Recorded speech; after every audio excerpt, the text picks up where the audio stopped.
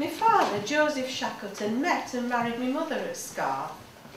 My dad came from Keighley and he was already working for Bradford Corporation. My dad was the motor driver mechanic up at Scar. That's him in the middle. He was the #1 vehicle driver and he used to go into the towns for provisions and supplies and so forth. Could do anything with motors, my dad. My dad had 3 younger brothers that he more or less looked after and brought up after their parents had died young. There was Abe, Arthur and Albert. They all worked up at Scar. My mum's name was Isabella Iderson. She was born at Bladen on Tyneside, and her father had seen it advertised that they needed people at Scar. With 7 or 8 people in a 2 up 1 down, the bairns had to fly the nest. She was just a little girl, only 15 when she was sent down on the train. No coat, just a parcel under her arm. Never been away from Bladen. Someone met her at Pateley station. My mum went to work for Mrs. Venables in one of the hostels. She was really frightened. But when she saw how beautiful it was, and of course they were all strangers together, and she met lots of other young girls like herself, she loved it. She said they treated her like a little lady. She used to wait on tables, make the beds, clear the pots and so on, and the Irish navvies used to give her tips. She said she'd never known anything like it, a good wage. After sharing a bedroom with 7 brothers and sisters, it was luxury. So she used to send her wages home and just live off her tips. Everybody loved Scar. Well, it was that modern compared to houses that were on the go that only had oil lamps. I mean, they had electricity, bathrooms, hot and cold running water, and it was only the 20s and 30s. That's a photo of one of the hostel landladies' outings. That's me dad driving. So my mum and dad met and married at Scar. They had the honeymoon at the Talbot Hotel in Pateley Bridge. Millie come along, then 2 or 3 years later George come along. All my mum wanted was her little lad. Then Joseph come along and then me, Veronica, Vera. I came along after they'd moved. One day my mum was having a bad day and George, who was only 3, was wowing on and she had a lot of work to do. So she said to his uncle, "Arthur, will you take him with you?" Arthur was putting snares out for rabbits. So Arthur bought George some jelly babies at the shop, Cooper's, and the little lad trotted with him all the way up to Angram.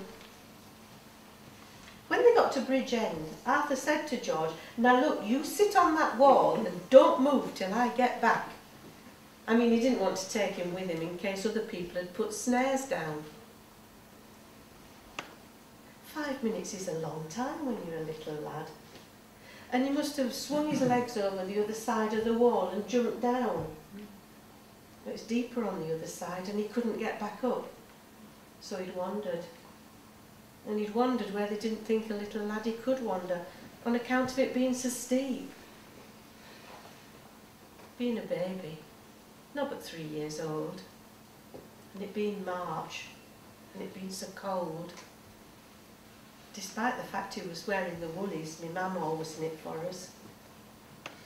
Well.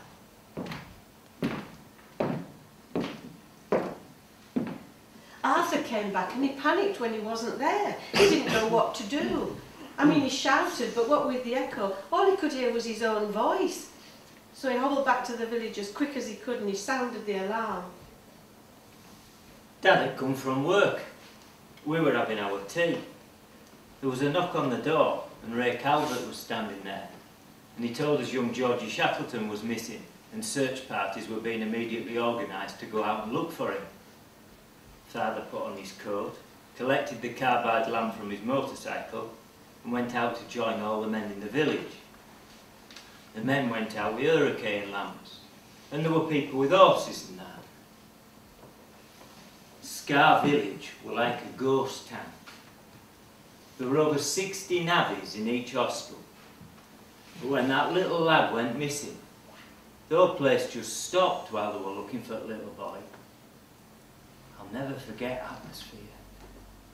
Normally up there it was terribly noisy all the time, what with blasting of the rock and the steam cranes and engines and a crashing and banging all day long. But it just died, did the place, when the little lad went missing. It was just like a ghost town. The men searched all through the night, but to no avail, and in the morning they all assembled to go to work. Mr. Newlands, resident engineer, he thanked all men for turning up for work, but he said there'd been nothing done on the site until the little lad were found. Police had been brought in and were convinced that Georgie were in Reservoir. Parties were detailed to various places to search further.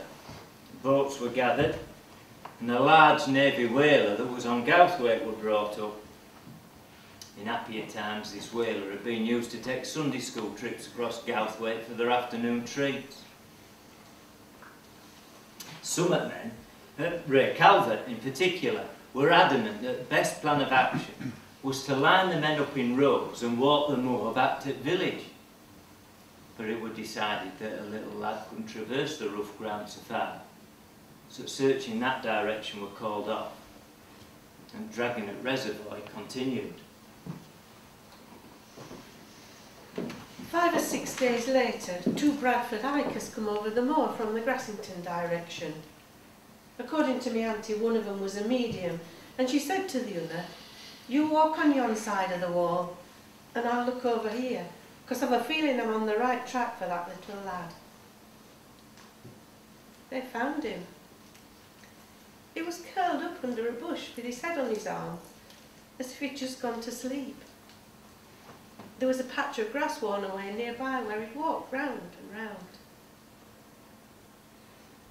If only he'd been able to get back over the wall, he'd have seen the village lights.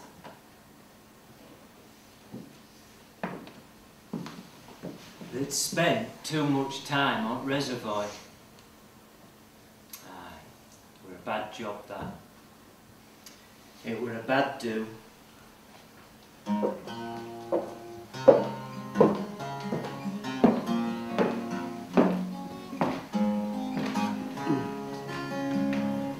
The reservoir water is scattered with boats.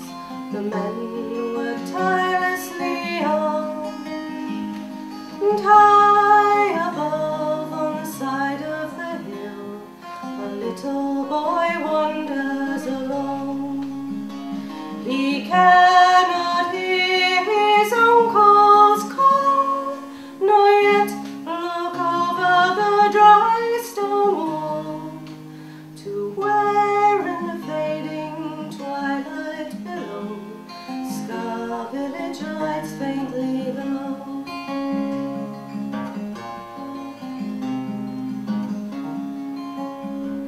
The lap-wing wheels, the sandpiper cries, there's no one to heed their alarm. And far below, in a nest of his own, lies a bird with his head on his arms. Among the wandering rams and sheep, a little boy quietly falls asleep. He dreams of home, his mother's kind hands, and the ewes are calling out to lost lambs.